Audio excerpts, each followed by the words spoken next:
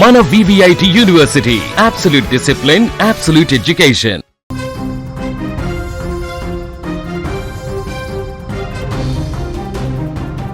AP రాజకీయాల్లో మరో సరికొత్త పార్టీ రాబోతోంది. ప్రజల కోసం జనం పక్షాన నిలబడేందుకు మాజీ ఎంపీ విజయసాయిరెడ్డి కొత్త పార్టీ ఏర్పాటు చేయబోతున్నట్లుగా ప్రకటించారు. గతంలో వైసీపీ కీలక నేతగా, రాజ్యసభ సభ్యుడిగా పదవులు చేపట్టిన విజయసాయిరెడ్డి గత సార్వత్రిక ఎన్నికల్లో అసెంబ్లీ స్థానం నుంచి పోటీ చేసి ఓడిపోయారు.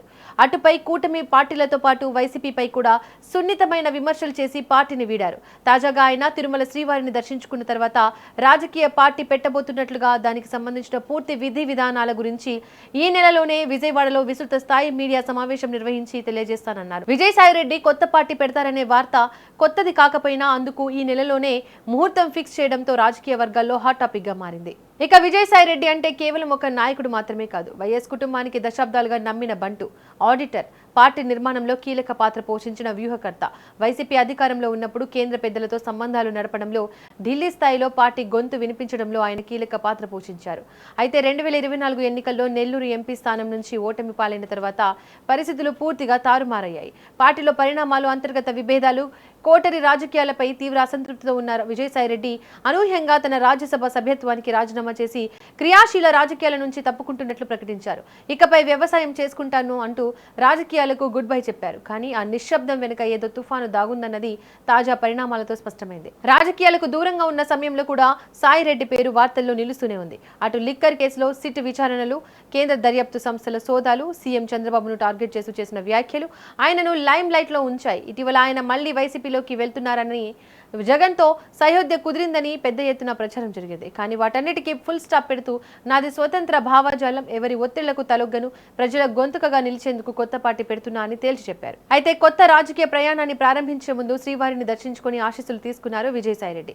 రాష్ట్రంలో, దేశంలో ఎల్నినో ప్రభావం లేకుండా సమృద్ధిగా వర్షాలు కురవాలని, రైతులు సుభిక్షంగా ఉండాలని శ్రీవారిని ప్రార్థించినట్లు తెలిపారు. మరోవైపు విజయసాయిరెడ్డి త్వరలో పెట్టబోయే పార్టీ పేరుపై చర్చ జరుగుతోంది.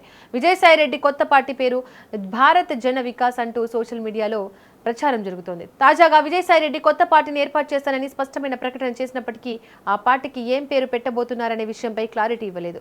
అయితే ఈ నెలలోనే తన భవిష్యత్ కార్యాచరణ ప్రకటిస్తానని విజయసాయిరెడ్డి చెప్పిన నేపథ్యంలో ఈ నెలాఖరులోగా ఆయన పెట్టబోయే పార్టీ పేరు ఏంటి అనే అంశంపై ఓ స్పష్టత వచ్చే అవకాశం ఉంది. ఏదేమైనా ఇన్ని రోజులు సైలెంట్ గా ఉన్న విజయసాయిరెడ్డి సడన్ గా కొత్త పార్టీ ప్రకటన ఏపీ రాజకీయాల్లో హాట్ టాపిక్ గా మారింది. ఓం నమః శివాయ, ఓం నమో వెంకటేశాయ. ప్రజల తరఫున, ప్రజల కోసం, ప్రజాపక్షంగా ప్రజల గొంతుకు వినిపించేందుకు, ప్రజావాణిని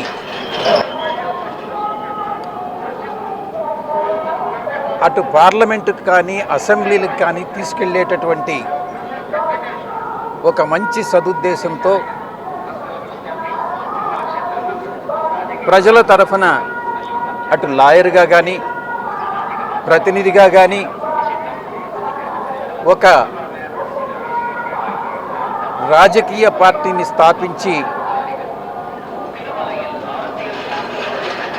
ఒక రాజకీయానికి, సరికొత్త రాజకీయానికి ఆంధ్ర రాష్ట్రంలో శ్రీకారం చుట్టాలన్నటువంటి ఉద్దేశంతో దేవదేవులైనటువంటి శ్రీ వెంకటేశ్వర స్వామిని దర్శించుకొని ప్రార్థించడం జరిగింది.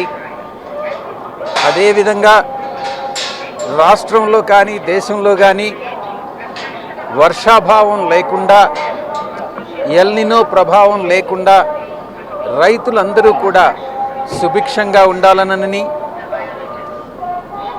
ఆహార కొరత, ఫుడ్ సెక్యూరిటీ ప్రాబ్లం అన్నటువంటిది లేకుండా ఉండాలనని కలియుగ దేవుడైనటువంటి వెంకటేశ్వర స్వామిని ప్రార్థించడం జరిగింది. ఇక్కడ రాజకీయాలకు తావులేదు కాబట్టి ఈ యొక్క మాసంలోనే నేను తదుపరి రాజకీయ ప్రణాళికని పత్రికాముఖంగా, పాత్రికేయ మిత్రులతో విజయవాడలో పాలుపంచుకోవడం జరుగుతుంది.